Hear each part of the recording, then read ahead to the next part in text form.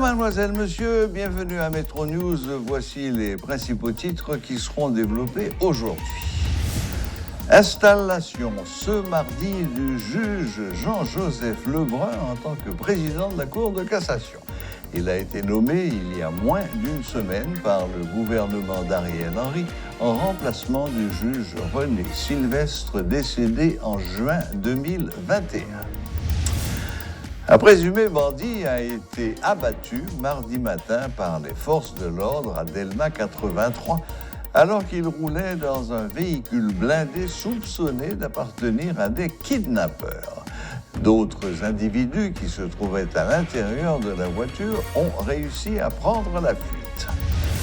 Les activités scolaires tardent à reprendre dans la capitale. Certaines écoles travaillent en ligne avec leurs élèves en attendant que les rues soient redevenues calmes, affirment des responsables d'école sous couvert de l'anonymat.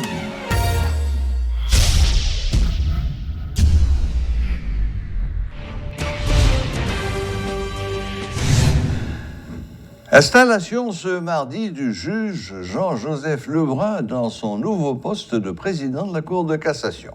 Cette décision s'inscrit dans la perspective de trouver des solutions qui fonctionnent et qui puissent répondre aux principes constitutionnels selon le Premier ministre Ariel Henry. Le juge Lebrun a, pour sa part, appelé à la contribution de toutes et de tous pour permettre à la justice de faire face efficacement à sa mission dans un contexte où l'insécurité gangrène le pays. Suivez tour à tour les propos de Ariel Henry et du nouveau président de la Cour de cassation. La décision de nommer un président de la Cour de cassation s'inscrit donc dans la perspective de trouver des solutions qui fonctionnent et puissent répondre aux principes constitutionnels. C'est pourquoi le Conseil des ministres, après de nombreuses consultations avec des acteurs du système judiciaire, a décidé de nommer le juge Jean-Joseph Lebrun président de la Cour de cassation. Cette nomination se veut respectueuse de l'esprit de la Constitution, en ce sens que le choix s'est porté sur un juge professionnel de plus de 27 ans de carrière, qui détient un mandat à la Cour, qui ne souffre d'aucune contestation, et sur un magistrat qui a fait ses preuves dans le système judiciaire et qui jouit d'une grande réputation de compétence, d'intégrité et d'honnêteté. Je veux croire qu'avec un président de la Cour de cassation, le CSPJ redevenant opérationnel, va travailler rapidement au fonctionnement régulier des tribunaux pour non seulement s'attaquer à la douloureuse situation de la détention préventive prolongée, mais encore faciliter par ses propositions le fonctionnement de la Cour de cassation.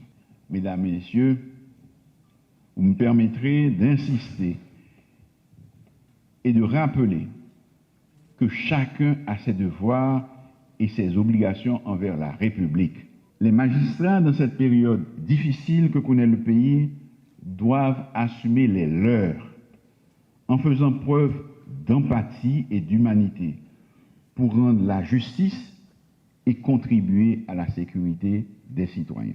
Je profite pour interpeller les juges en général et les membres du CSPJ en particulier à donner la main dans la lutte contre l'insécurité et la détention préventive prolongée qui constitue une violation grave des droits des citoyens.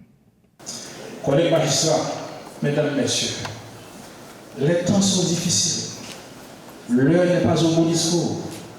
Ensemble, nous devons nous mettre au travail pour affronter les grands défis de l'heure, à savoir la subordination et la politisation outrancière de la justice, les épineux problèmes fonciers, l'accessibilité à une justice fiable et équitable, la rénovation de nos cours et tribunaux, la formation continue des magistrats et du personnel de la justice, l'intégration de beaucoup plus de femmes dans la magistrature, la réduction de la détention préventive, la mise en réseau de nos cours et tribunaux, la relance de la Cour de cassation paralysée depuis plus de 6 mois, alors que, suivant un rapport du greffe de la Cour, les dossiers enrôlés à date qui méritent d'être évacués sans délai se chiffrent à plus de 400 affaires ordinaires et affaires urgentes.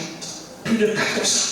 Mesdames, Messieurs, le Sage Salomon, dans Proverbe 14, verset 35, a déclaré que la justice élève une nation, mais le péché, dans notre contexte, synonyme d'injustice, de corruption, d'impunité, de malversation, de négligence, etc. Oui, le péché constitue la honte des peuples.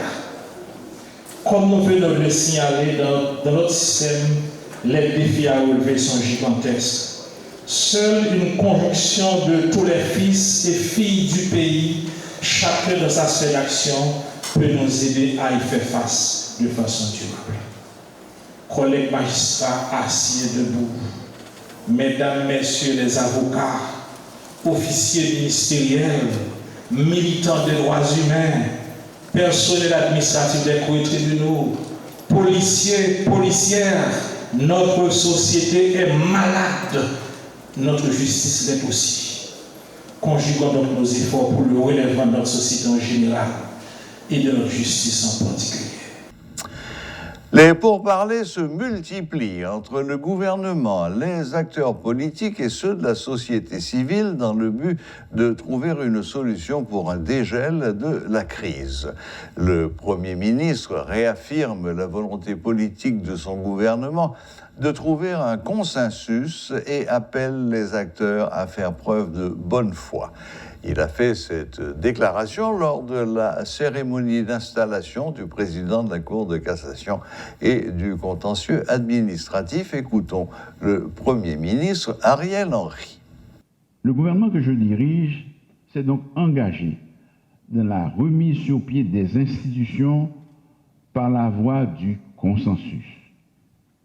Et, personnellement, j'ai donné le gage de cette volonté politique dès ma prise de fonction en juillet 2021 pour trouver ce compromis qui devra permettre de redémarrer le pays et nous engager dans la reconstruction des pouvoirs publics et des institutions.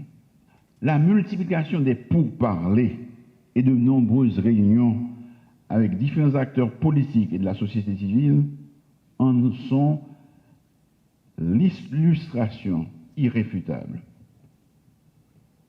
J'ai conscience que le gouvernement n'arrivera pas seul dans cette situation. Cependant, il faut la volonté et l'engagement réel de tous les acteurs politiques, de tous les acteurs de la société civile et de la classe des affaires pour ce grand rassemblement des filles et des fils de la nation afin d'affronter les défis qui se présentent à nous. Toutefois, chacun doit se décider à jouer sa part de responsabilité en sortant de la rhétorique et à assumer courageusement des choix. Le temps presse et j'en appelle encore une fois à l'unité patriotique pour sauver la nation. Un présumé criminel a été abattu mardi matin par les forces de l'ordre à Delma 83 alors qu'il roulait dans un véhicule blindé soupçonné d'appartenir à des kidnappeurs. D'autres individus qui se trouvaient à l'intérieur de la voiture ont réussi à prendre la fuite. Selon des sources policières, les agents de la police nationale ont tiré sur la voiture suspectée d'être impliquée dans plusieurs cas de kidnapping après le refus du conducteur d'obtempérer lors d'un contrôle à Delma 83. Le véhicule a été immobilisé, l'un des suspects a été touché mortellement et les autres se sont échappés. Le véhicule blindé, une Toyota de couleur grise, a été récupéré par la police.